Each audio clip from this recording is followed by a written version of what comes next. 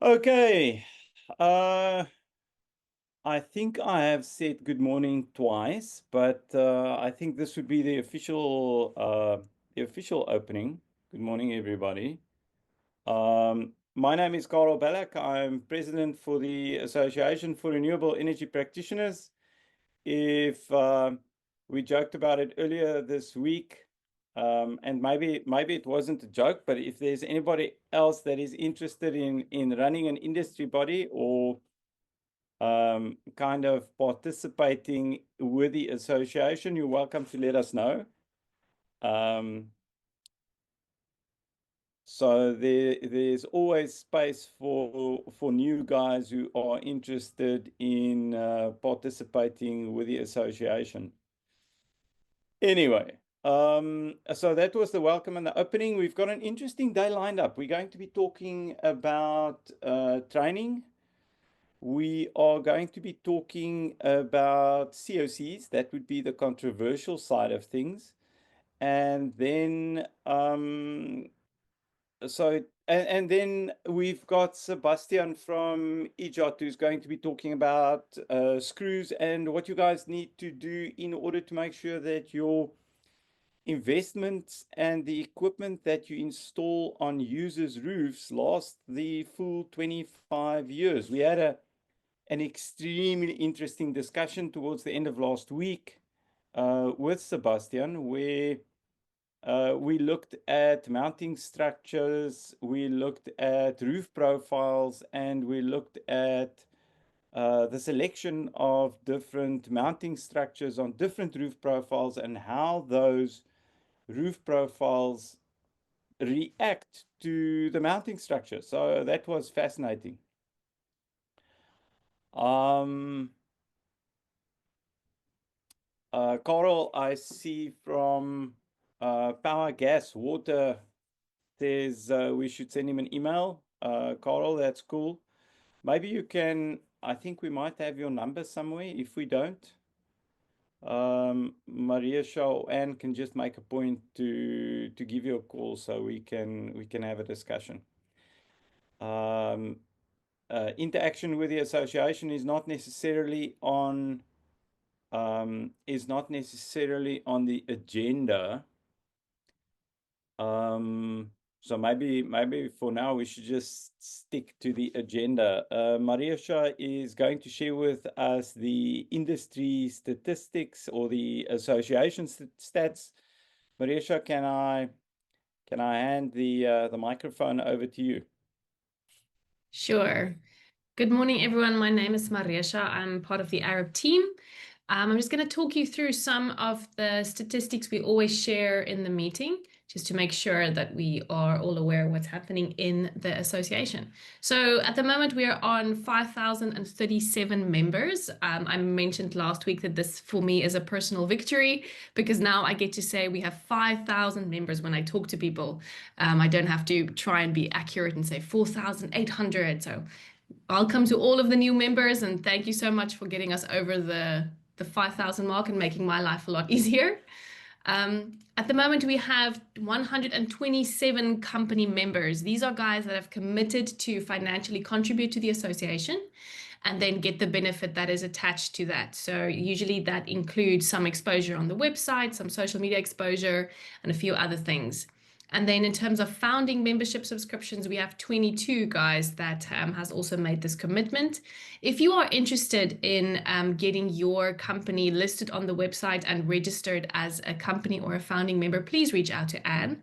I'm sure she can just post her email in the chat box and then you can get it from there. She can talk you through what the options are and what the benefits are and why it is a good idea to just get your company registered. And obviously that's also in support of the association. We can't exist without the support of the members, and we really appreciate it when people commit to making a financial contribution as well. So, and then the number of tests that has been written in 2025 is quite low this year. So that's been a little bit concerning for us, that the number of tests that are being taken are significantly lower than the previous years. So I'm going to show you what's been happening just in terms of the accreditation. And I'm going to ask you to please make sure that you keep yourself accountable and get your accreditation up to where it needs to be. And if you speak to other people in the industry, do the same thing. Just check with each other. Hey, did you rewrite your test? Did you get your certificate up to date? Let's make sure we keep each other accountable. So level C, level 1 and level 2 are the three theoretical tests. So the test that you sit down and write as part of the P4 program. We also have a level 3.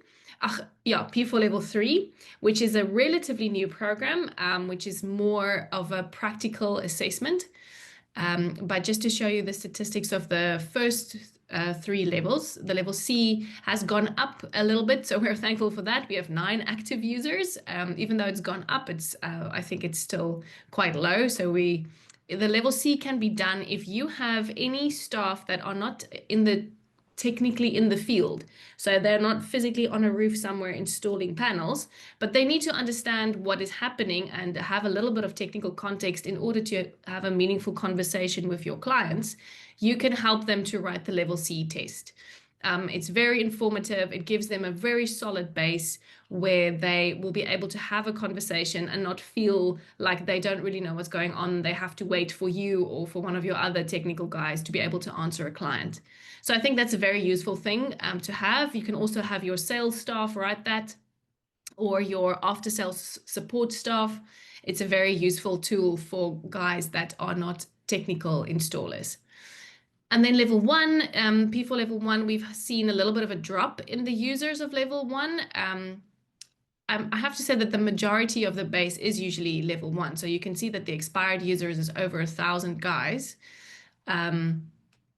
But yeah, it's also declined a bit over the past month. So these percentages that I'm indicating is the percentage that it has either grown or dropped from last month, because I shared the stats last month as well. And then level 2, thankfully, has gone up a little bit. So we're very proud to say that we have 468 level 2 practitioners that are keeping their accreditations up to date and making sure that they're staying in the know with all of the new developments technologically and in terms of the regulations. So yeah, just another reminder to please keep your accreditations up to date and make sure that you commit to that. Carl, that's it from my side. Over to you. Marisha, thank you very much. So it's interesting. Over the last probably about 2 months, I've had quite a few guys asking for an accreditation level that kind of caters for commercial industrial installations. So level C is kind of an introduction on solar and solar related equipment. Level 1 would be solar PV principles, and then level 2 is a combination of solar PV and electrical principles. If we but they are not linked or limited to size of installation specifically. So what we found was that on high voltage installations, as soon as you move over to a high voltage installation, power quality becomes a much bigger issue.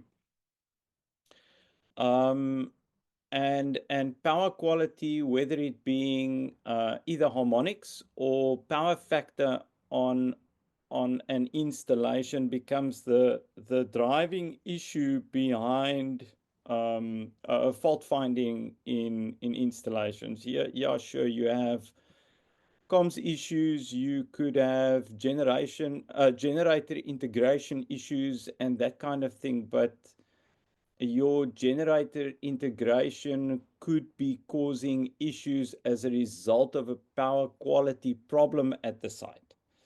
So what I have had is I've had quite a number of guys asking me, saying, but couldn't there be a level for commercial industrial installations? So I don't think it's too far down the line for AREP to have another level that would be I think it would be a slightly higher, should I call it an engineering level, where it looks at electrical principles and the response of a grid on a solar installation, or the response of a solar installation on a grid environment. So that is fascinating, and there's always something new to learn, guys. Always something new to learn in the solar industry. And if you're in this industry, then you should prepare yourself for never stopping to learn new stuff. Mariusha, can you go back to that slide again? So Yes. Mariusha covered the numbers and the statistics with us. The following slide, this is a controversial part. So in March this year, the chief inspector issued a notification, and this thing has been ongoing. She issued a notification saying that single-phase testers are allowed to issue COCs for solar powered single-phase installations. And what I've had is I've had a number of contractors phoning us saying, but they are being given a hard time with some of the other industry bodies, and that they, as a single-phase tester, can't get access to a COC. They can't buy COCs from other organizations. So I thought in today's meeting we should cover this quickly. So guys, there was in 2009, there was a, what did they call the document? Let me just scroll back to it quickly.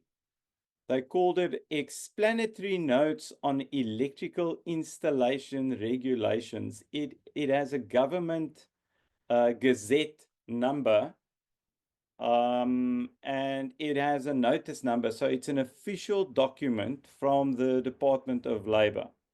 And in that document, if you look on the screen, you'll see it says that registered persons may generate their own certificate of compliance with a sequential unique number for now. Guys, that was in 2009. For now has turned out to be from then until now. So you are, as an electrical contractor, you are allowed to create or generate your own COCs. It has to, however, align with the requirements or the minimum criteria set by the Department of Labor. So the Department of Labor has created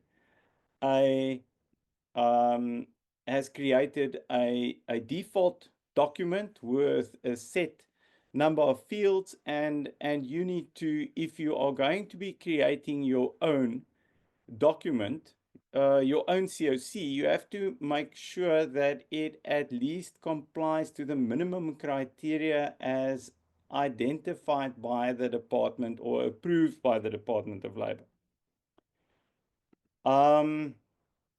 Okay, so that's the controversial part of it. Mariusha, if we go to the next slide, please. What AREP is going to start doing is AREP is also going to make COC booklets available. So for those members, for those AREP members that are having a hard time buying printed copies, guys, there are apps for issuing COCs. There are online platforms for issuing COCs. There are other ways to have your COCs, but there are lots of guys, lots and lots of contractors that still prefer making out or writing out the paper version of a COC. So there are also lots of guys who have got it on an Excel spreadsheet, and they simply have a duplicate sheet, change the number. Most of the details are populated on the Excel spreadsheet already, and they just fill in the new values, and they print the form. So you would be able to buy COCs through AREP. If you have issues in obtaining them anywhere else, we will have to post them to you though, because we don't necessarily have an office in every province. So you'd have to make sure that you've got your planning sorted, and then we'd be able to send them to you if you wanted to have them printed on a yellow piece of paper. The yellow piece of paper is not, it's not rocket science. You can buy yellow paper and print them in your office. So it's not as if yellow paper is exclusive, and it's not as if black ink is exclusive. So you guys can really, you can do this on your own. But in the event where you don't feel comfortable, you are more than welcome to buy a copy or a version of it from AREP. Then I see Carl Luther asks if we have an Excel version. Guys, maybe I should stick with the questions.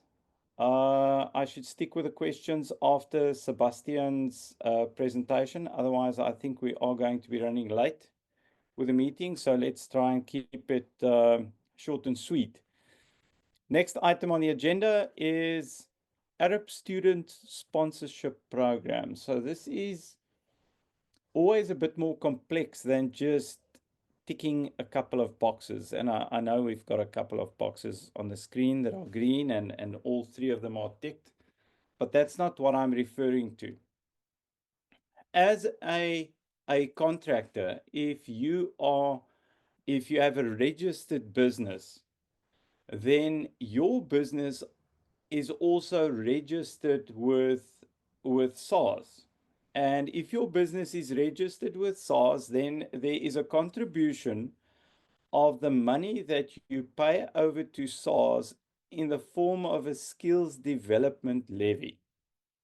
And the skills development levy is there for you to be able to have your employees trained. So there are funds available for training.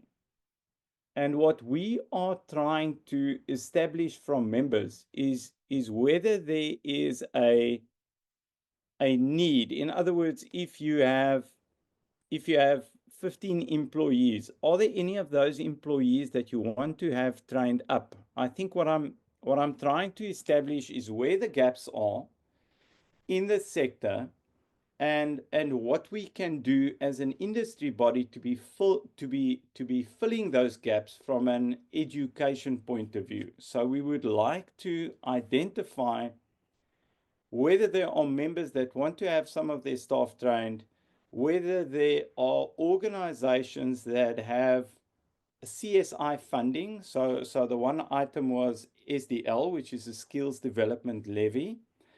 The other item is a CSI funding, and CSI is short for corporate social investment. And your large organizations, so your large corporate organizations like could be banks, could be guys like Pick n Pay, ShopRite, those types of organizations, they have a certain amount of money that they have to allocate to training. And as AREP, we would like to facilitate some of those training courses. And we are interested to find out whether there are some of the members that have CSI funding that they would like to allocate to training. And then, of course, whether there are AREP members that have staff that they want to have trained. Okay, that covers the training side of things. Sebastian, are you available? Yes, I'm here. Okay, that's cool. Would you like to introduce yourself? I have mentioned that you are from EJOT. You could maybe just introduce yourself, and if you have a presentation, you're welcome to kick it off. I have a couple of questions lined up for you already, but I will wait for you to finish your presentation. Great. Thank you, Carel. Hello, everyone. Good morning. My name is Sebastian Rupieper. I'm the MD for EJOT Fixing Solutions Southern Africa. We are the local subsidiary of EJOT. EJOT is a 103-year-old German manufacturer of fastening solutions and one of the leaders in solar fastening solutions. I'm going to run you through a presentation. And can everyone see my screen? Carel, if you can just confirm. Yes, we can see it. Thank you very much. Okay, I want to run through a topic that's not well understood, generally not well understood in South Africa, solar fastening, pitfalls, why certain fasteners are better for solar applications and why. So to start, what makes a good solar fastener? You want a fastener that performs for the life of the solar panel, and the solar panels are typically will have a guaranteed lifespan of 20 to now 30 years and above from some of the panel manufacturers. They need to be high performing and they need to be reliable. They need to be easy to install. You don't want to be dropping screws while you're installing, it's a waste. They do not corrode, and they do not degrade the performance of other products in your solar installation. Now, the biggest issue facing solar fasteners is that you're using aluminium profiles and aluminium components. The frame around your solar panels is aluminium, and the mounting structure should be aluminium. The reason for that is it's lightweight, it doesn't corrode, and it will last that 20 to 30 years that the panel is supposed to last. But that means that you cannot use just any self-drilling screw or fastener. You need to either use aluminium or you need to use stainless steel. And the reason for that is because you have something called bimetallic corrosion. Now, different metals have different nobilities, and it basically works like a battery. You'll have an anode and a cathode, and one of them will corrode, giving electrodes to the other. This happens in nature where you've got metals with different nobilities, and this needs to be considered. Important is not just the nobility, but also the ratio of your materials. Now, in the case of solar installation, you've got a large amount and a large surface area of aluminium. And if you combine that with a zinc-coated screw, carbon steel screw, you have a lower nobility going to a higher nobility, and you have the lower nobility being in a smaller surface area, which is the screw. So it will corrode very quickly. And if you look at the table showing you the screw material in the columns and the component materials in the rows, you do not want to combine aluminium with zinc-plated steel fasteners. You would look at stainless steel. So to ensure that you have that longevity of your solar installation, you cannot actually use carbon steel fasteners. Now, in South Africa, we have class 2, 3, and 4 fasteners. What does this mean? That classification refers to an ISO corrosion classification that formed part of SANS 1273, which is a code, which is a roofing screw code. It's a copy of the Australian code 3566. And this defines mainly zinc-coated carbon steel fasteners in a roofing applications. Now, a lot of installations have these used because they don't know, the installer didn't know what the alternative is. You cannot use these screws. Now, the reason for that is that corrosion spec is firstly designed for a 10-year service life, which does not cover the service life of a solar panel. Secondly, that is designed for a steel-on-steel application, so a steel screw going into a steel roof. When you enter bimetallic corrosion because of aluminium in the process, you actually reduce that service life. So that fastener will start to corrode, and those threads that are holding the system in place, they will corrode and loosen over time. The testing for these roofing screws considers corrosion before the fastener is installed, and it considers corrosion on the head of the fastener, because it assumes that the corrosion environment underneath the roof is much lower than above it. And that's most often not the case with the solar installation. You have the threads exposed behind it. Now, this brings us to another topic. The zinc coating is chosen as a corrosion protection because it doesn't just offer corrosion protection, it also lubricates the drilling process. So if you take a plain steel screw and you drill it, it will perform less than a zinc coated one. But what this means is that that zinc coating on anything that has passed through your structural steel or your roof sheeting or your aluminium does not have a complete corrosion protection coating on it. And this reduces its service life even further. So the key aspects of a good solar fastener, if you're looking for one, is it should be austenitic stainless steel. Austenitic stainless steels are not brittle. They have good material properties.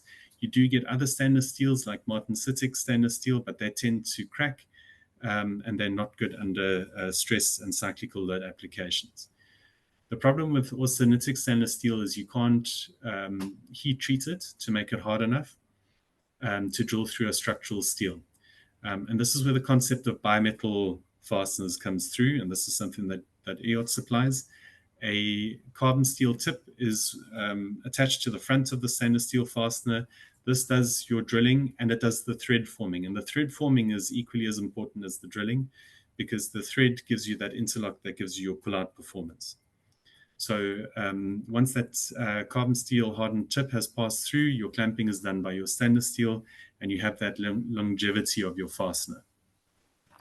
So if you have steel applications going into structural steel, you need to use a bimetal screw. You cannot use a pure stainless steel screw.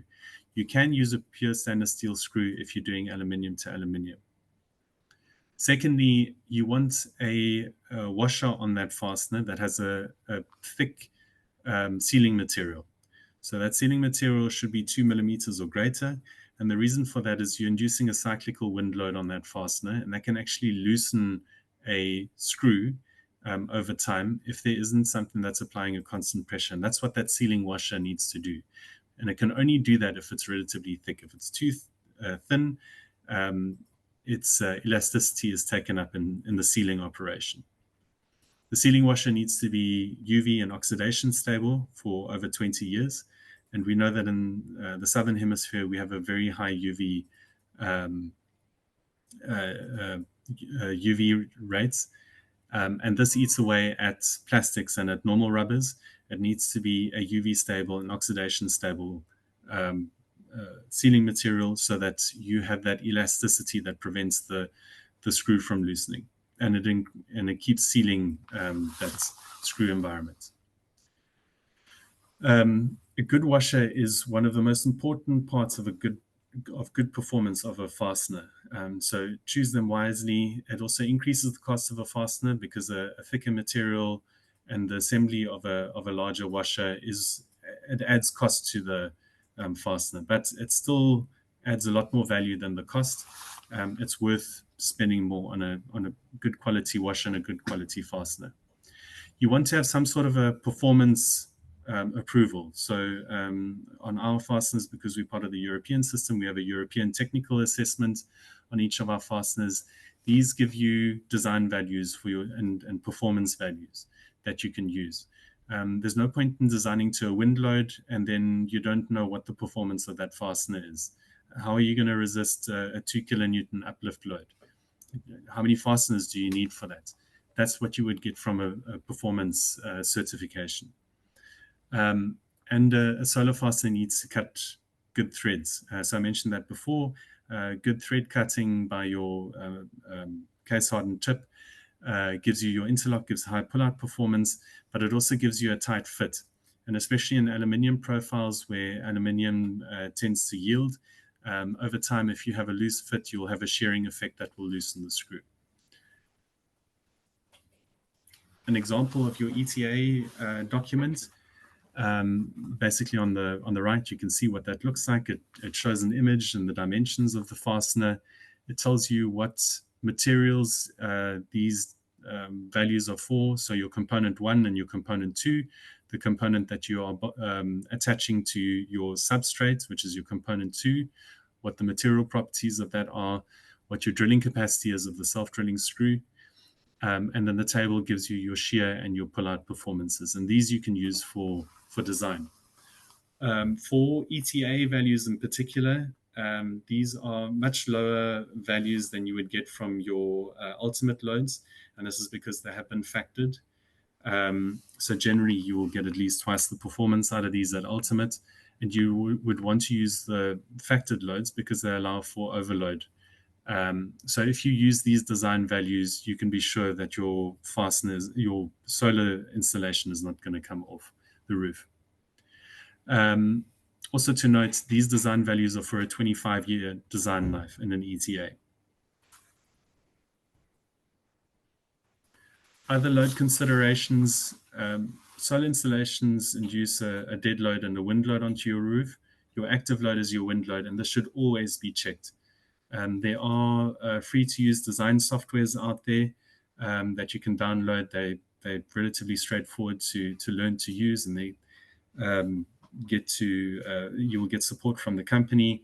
K2, for instance, has one of them, and you can figure out what that wind loading is on that particular building.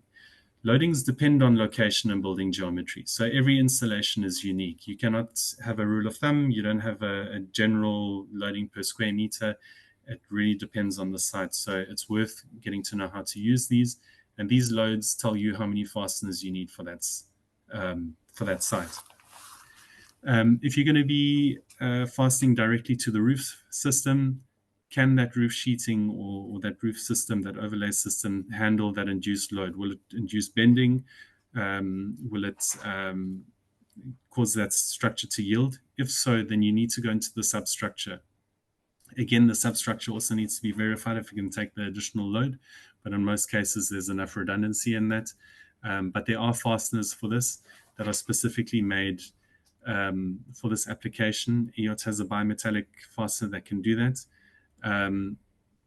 Speak to experts if you have these scenarios. It's well worth it. So these are a basic overview of what to consider when you are looking at fasteners for your solar installation, particularly on your roof. It is a more detailed field than a lot of people expect. If you do need information, we are always happy to assist. We do have expertise in this regard. So please feel free to reach out if there are any questions we don't touch on in the session. Please take down my details. We'll be happy to assist. Thank you. Sebastian, thank you very much. That was short and sweet. Mm-hmm. My first question would probably be, so I'm asking on behalf of a friend, what is a carbon steel screw? That is a good question. And apologies, that's you sometimes being in a field assume sort of a basic knowledge that not everyone has. A carbon steel screw is your typical self-drilling screw. It's made out of steel that is heat treatable. And if you go into a typical hardware store and you get a class 2 or class 3 fastener, it will be a carbon steel screw. Because it's a normal steel, it is susceptible to rust. So they will have a corrosion protection coating on it, a zinc coating, a galvanized mechanical coating. And like I mentioned, these corrosion coatings are not just there to give corrosion protection, they also lubricate the drilling and thread forming process on those screws. Okay, that's cool. So carbon steel screw, if we look at the normal, and I know you mentioned the normal hardware store type screw. Those are those screws that you buy in the packets, and they've got a hex nut on top, and they are kind of they have kind of a goldish finish to them. Yeah, so those are very low spec. Those are typically a 72-hour sea salt spray. That gold finish is actually, funny enough, not allowed anymore in the European Union because it has a carcinogen in it. So you would avoid using those. I would avoid using those at all costs in a solar installation because that is of your lowest spec for only to be used for sort of temporary applications, very low corrosion environments. You should definitely not use them in combination with aluminium, and not for something that has a high wind load induced on it, like a solar installation. Because I would think that the average guy, if I'm a solar installer and I've got an installation to do, that would be the most obvious for me, would just be to stop somewhere and buy a couple of bolts or screws that I can use on site. And what you're saying is we shouldn't be using those at all. Mm-hmm. Okay. Yeah, thanks. That's not... Yeah, the bimetallic effect on those with the aluminium rails that you're going to be using on your solar installation is will be very pronounced on those. So those they would not last longer than 10 years, put it that way. So the other thing, seeing that we're talking about screws and bimetallic corrosion, is there are lots of load profiles. And I'm not just talking about the clip lock type roof sheets. I'm talking about your more modern pre-colored IBR and corrugated iron roof sheets that have that are made from a material called alu-zinc. Mm-hmm. And those alu-zinc sheets have a 20 to 25-year warranty. And if you use the wrong screws on those sheets, you lose the warranty on the roofing material. Mm-hmm. So yeah, some of the manufacturers do have that. These are very old rules of thumb that have been in place for 40 years. It is something that they are being forced to reconsider with solar, because a lot of solar installations are being put on their zinc roofs.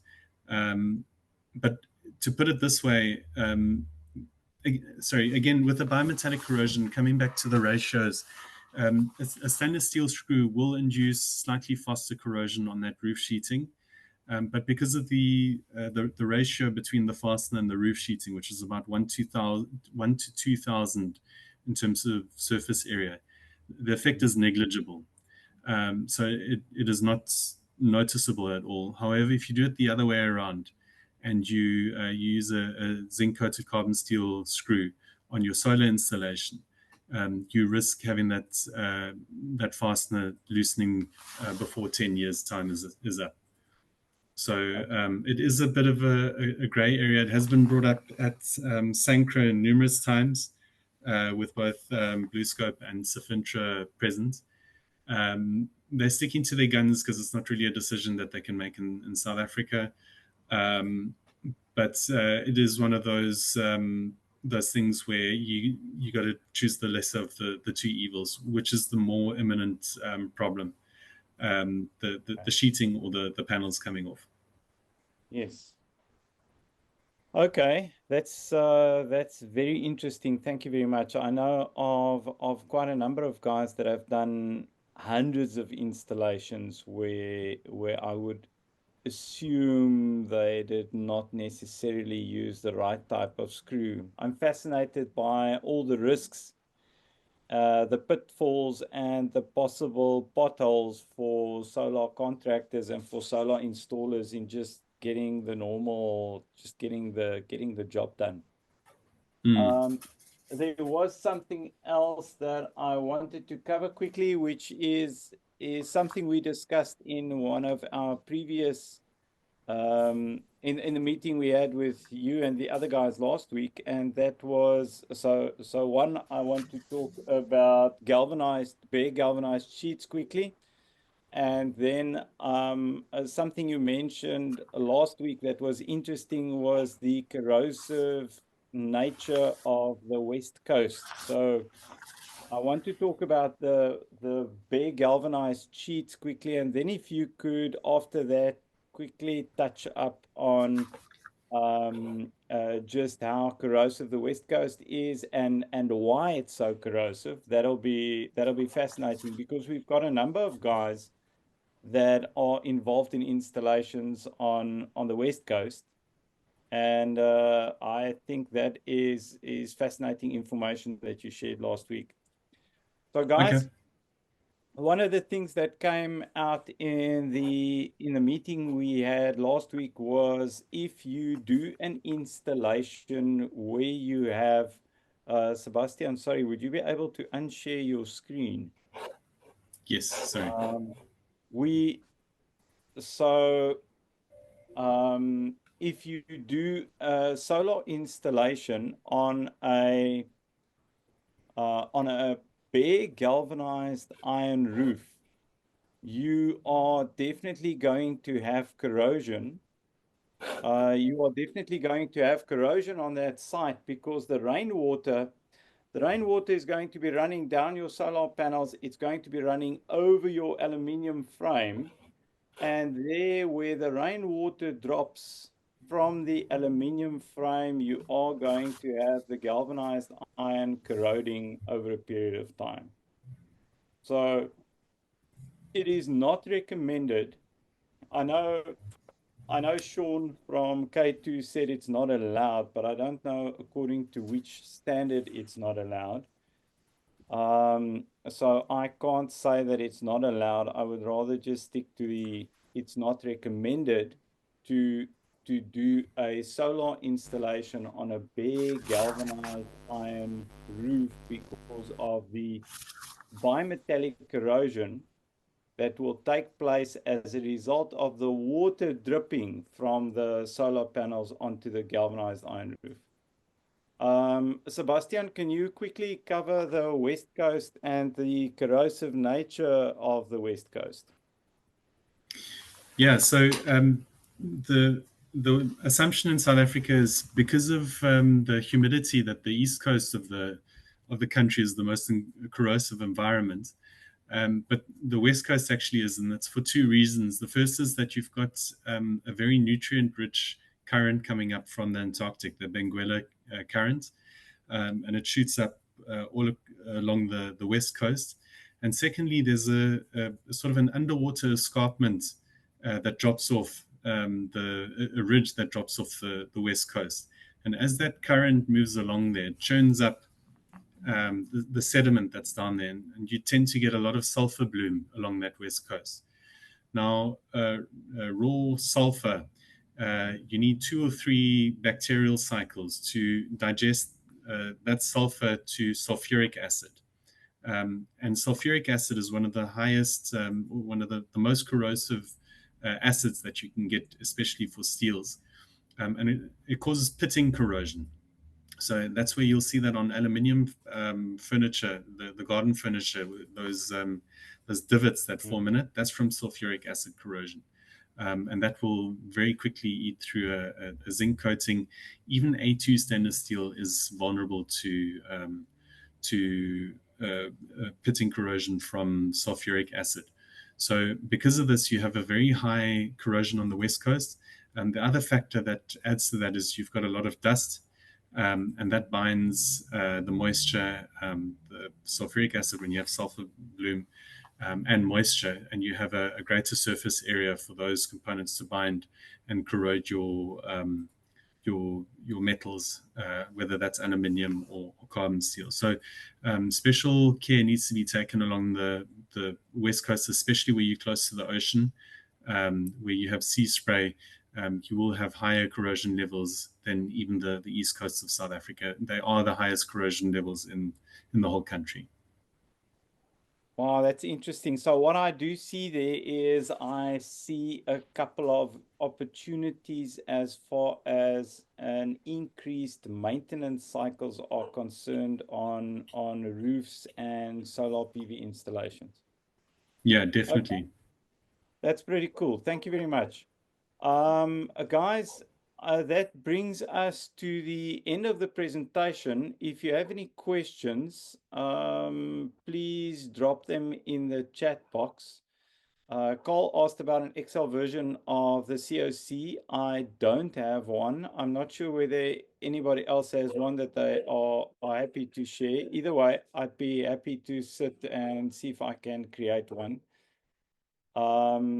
And then Harry Nels, I'm assuming the HN is Harry because he's been very particular with his numbers and the numbers that he shared in the chat box. So I'm assuming that is Harry.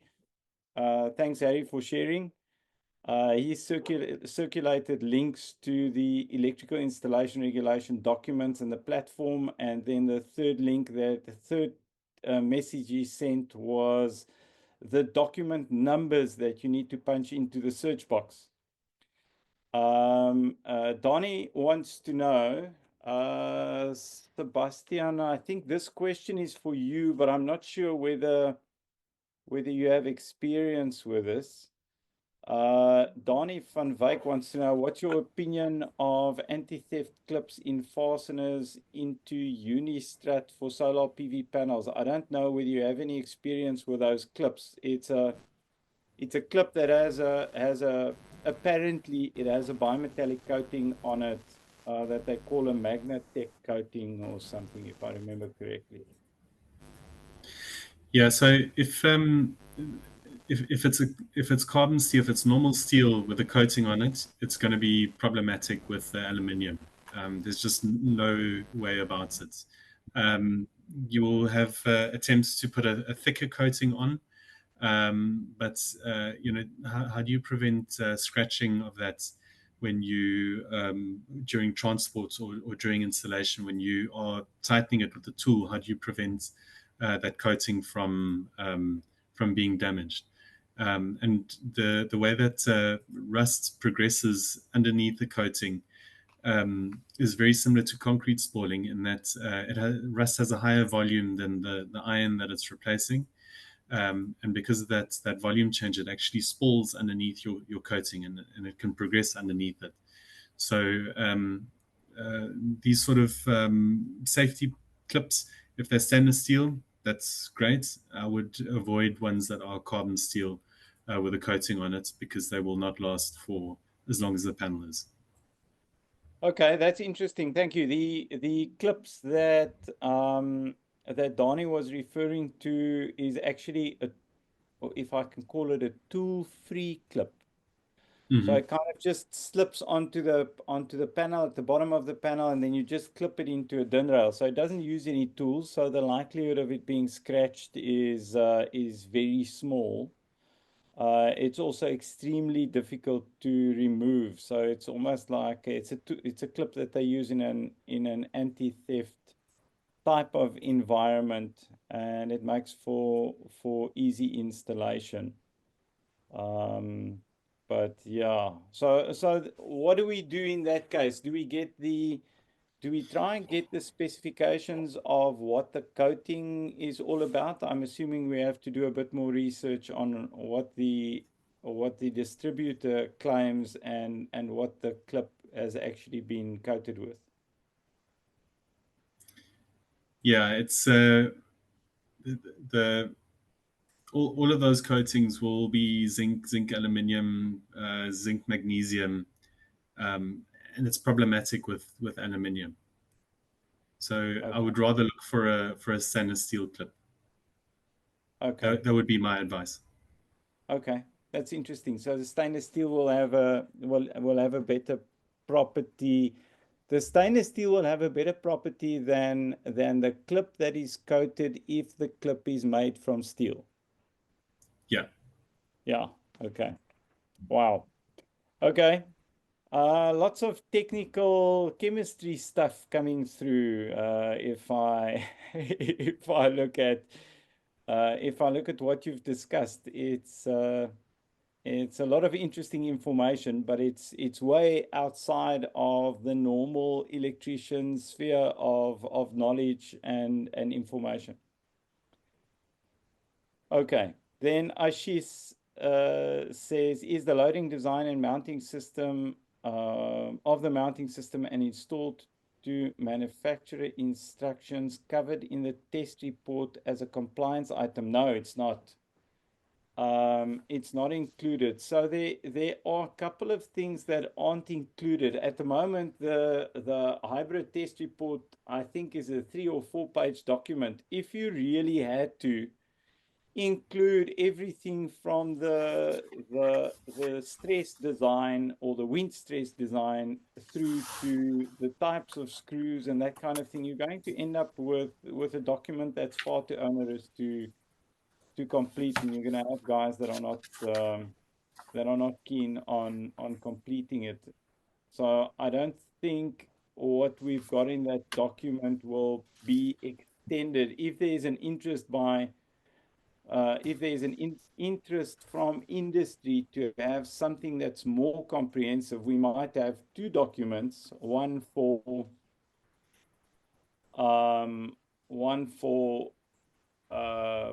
structural compliance and maybe bimetal corrosion, and another one for electrical, but I don't see us extending it further than what it is at the moment.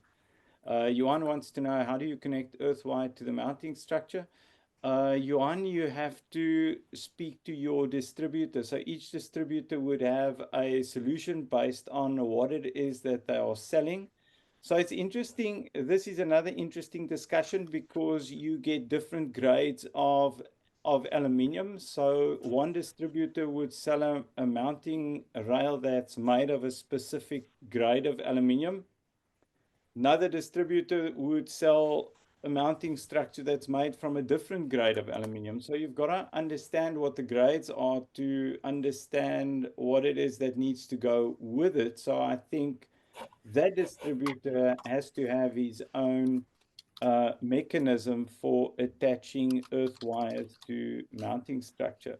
Sebastian, do you have any experience with that? Do you guys have fasteners for earth wire to mounting structure? We, funny enough, do have a fastener for a remedial earthing. So if you have a reinforced concrete base, we've got a lightning protection anchor that we call it, and you drill onto the rebar in the base, and then it's a mechanical anchor that attaches into the concrete, and you thread onto the rebar, and then you can put an earthing wire onto that. Okay, but then that would be a copper earthing wire onto your fastener going onto rebar. Yes. Okay. It's a stainless steel fastener. Okay, so you don't have something for a solar panel, from the solar panel, the mounting structure to the copper conductor. No, you can attach it with a self-drilling screw, but you'd want contact between your earthing point on your panel and the wire. You typically want to avoid going through stainless steel because stainless steel is not a great conductor of electricity. So if you need a really good earthing point, also those earthing anchors aren't for high voltage. It's more to take up stray currents and earth those. Okay, that's cool. Thanks. And then Pule says he's from Boleng Engineering, and he wants to know if you can share your presentation. Is that at all possible? Yeah, if we can either do that if you have a mechanism to send it. Otherwise, if you can share your email address, I'll send a copy of it. Will you? Do you want to share the last page of your presentation again, so the guys can just take down your email address and then they can. So Sean Edwards and Pule, you guys asked for the presentation. Just take down Sebastian's email address and then he can. So I'll put it in the chat. Okay, that's excellent. Thank you very much. Michelle says, I understand the practicality with regards to the yellow paper for CLCs. Is there legal requirements I can reference for using yellow paper? Michelle, absolutely not. You can use any color you want. The issue is that the yellow paper has been kind of institutionalized. So you've got some attorneys that insist on having a yellow paper because they don't know any better. They assume they've always seen it being on yellow paper, so they want it on yellow paper. It doesn't have to be yellow, pick a color. So there's no requirement for it having to be yellow. I would recommend that you rather use the yellow because guys, it's institutionalized and guys expect it to be yellow. That's it. And then Harry has sent some more stuff. Yeah, I think that's definitely Harry likes sending and sharing information. Graham, I can see you got the document you were looking for. Hybrid test report has been pasted, and then Sebastian has sent his number. Guys, we've actually gone through the entire list, and that brings us to the end of the presentation, and we are right on time. So thank you everybody for joining. Mariesha will upload the presentation to the AREP YouTube channel. She will send it, and Graham, you'd be able to go through the recording as well to catch up with the stuff that you have missed out on. Guys, thank you very much for joining us. Thanks, Sebastian. Thanks to everyone for contributing as far as the conversation is concerned. I hope you've learned something new. Looking forward to seeing you at the next meeting. Thanks, Sebastian. Keep well, guys. Till next Thank you, month. Carel. Thank you, everyone. Bye-bye.